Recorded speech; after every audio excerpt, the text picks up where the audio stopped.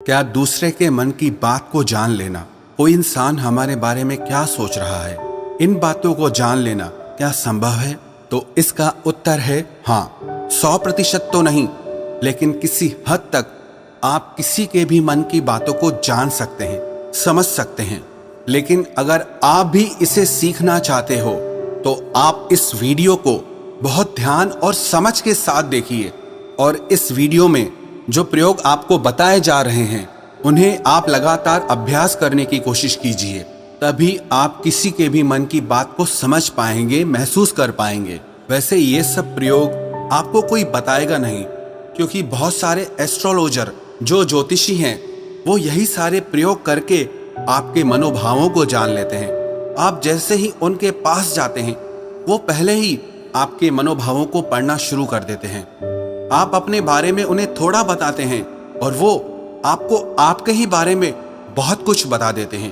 तो आपको लगने लगता है कि ये ज्योतिषी तो बहुत चमत्कारी हैं, इन्हें हमारे भूतकाल के बारे में, हमारे भविष्य के बारे में सब कुछ पता है।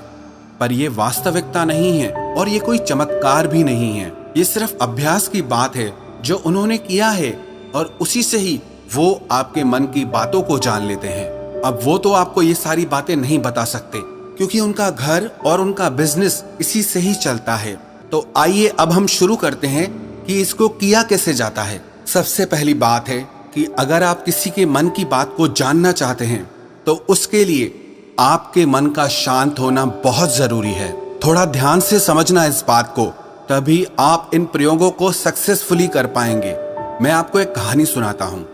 एक जैन फकीर हुए जॉर्ज गुरजिएफ, उनके पास जो कोई भी शिक्षा लेने आता था वो उन्हें सिखाते थे कि तुम शब्दों से नहीं, मन के भावों से बातचीत करना सीखो।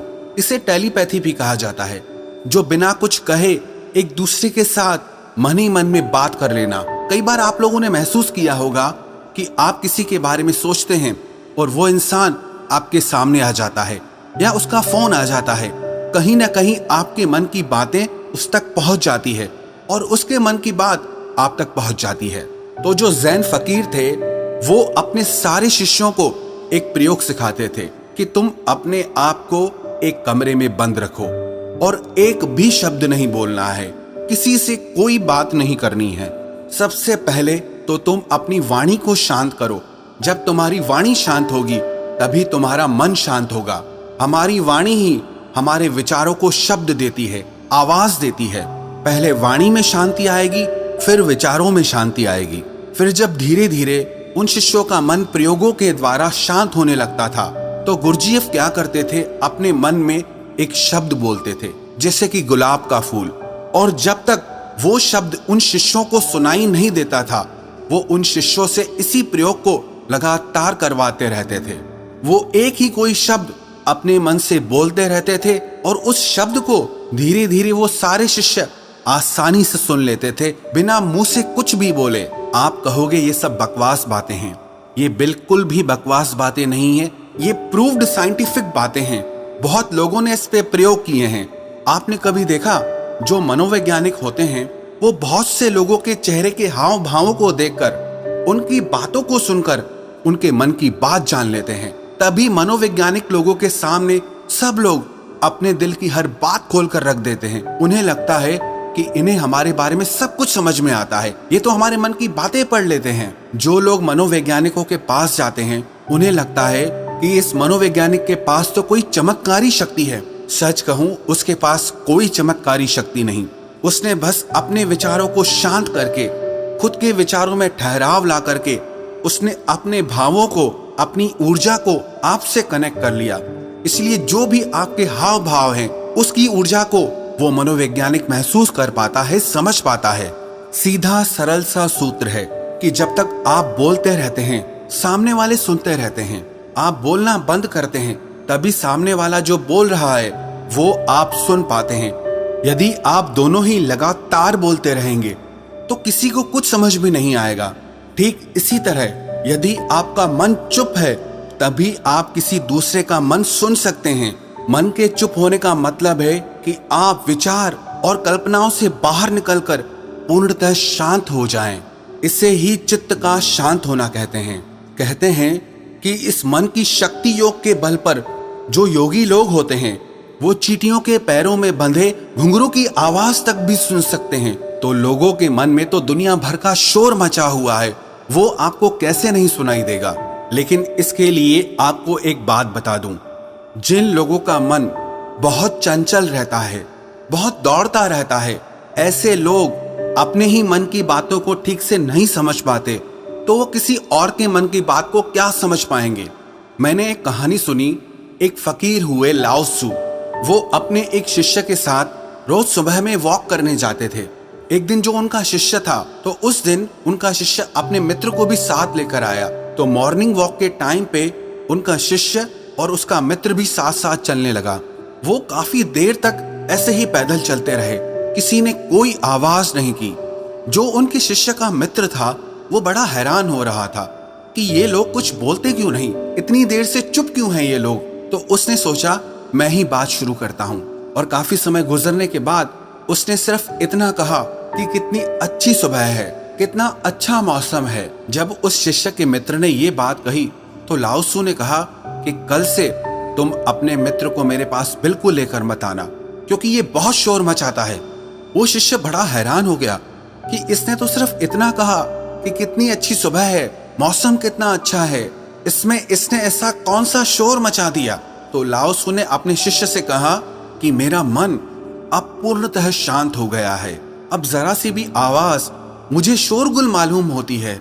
सुबह अच्छी है तो है, मौसम अच्छा है तो है, मैं भी देख रहा था कि मौसम अच्छा है, तुम भी देख रहे थे, तो इस बात को व्यर्थ में बताने का मतलब ही क्या हुआ। मेरे मन में ऐसी शांति भर गई है कि ये व्यर्थ की बातें मुझे अब बिल्कुल अच्छी नहीं लगती, क्योंकि मैं बिना बोले ही सब कुछ सुन सकता हूँ और बिना कहे ही सब कुछ कह सकता हूँ। तो मैं शब्दों को बोलकर और सुनकर अपनी उस शक्ति को क्यों नष्ट करूं। जब मैं बिना बोले सुन सकता हूँ, बिना कहे भी कह सकता हूँ, तो मुझे शब्दों की जरूरत ही नहीं है। अगर आप भी चाहते हैं कि आप दूसरे लोगों के मन की बात जान सकें, तो उसके लिए आप एक प्रयोग करें। सबसे पहले आप दिन में कुछ समय निश्चित करें कि इस समय से इस समय तक आप कुछ नहीं बोलेंगे, और उस समय पे आप एक आसन में बैठना सीखिए और अपने मन में जरा गहरे झांक कर देखिए कि वहां क्या चल रहा है। आपको कोई प्रतिक्रिया नहीं देनी, बस देखना है, और धीरे धीरे इसे देखते हुए आपका मन शांत होने लगेगा। इसे ही महात्मा बुद्ध ने आनापानसति योग कहा है, जिसमें आपका पूरा ध्यान आपकी श्वासों पर रहता है।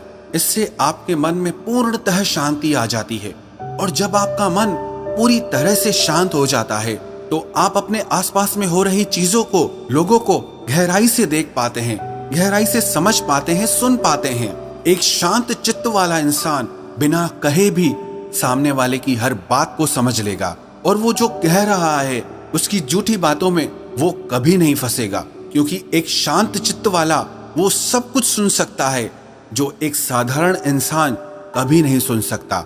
अगर आप भी चाहते हैं कि आप लोगों का मन पढ़ सकें, उनके मन में चल रही भावनाओं को महसूस कर सकें, तो उसके लिए आप अपने मन को शांत करने का अभ्यास करें।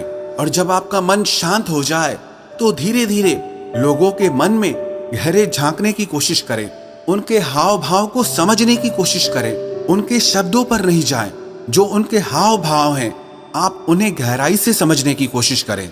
दूसरे के मन की बात को जान लेना, इसमें कोई बड़ी बात नहीं है, पर शर्त यही है कि आपको यही अभ्यास निरंतर करना होगा। जिस दिन आपका अभ्यास सिद्ध हो जाएगा, आपको बिना कहे भी लोगों के मन की सारी बातें बिल्कुल साफ सुनाई देंगी।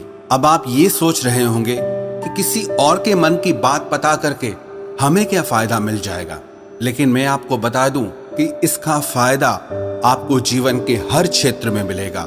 चाहे वो आपके रिश्ते हो, आपके क्लाइंट्स हो, आपकी नौकरी का इंटरव्यू हो, जिंदगी के किसी भी क्षेत्र में चले जाओ, अगर आप सामने वाले के मन की बातों को समझ पाओ, महसूस कर पाओ, तो आप जिंदगी में हर कामयाबी हासिल कर सकते हो।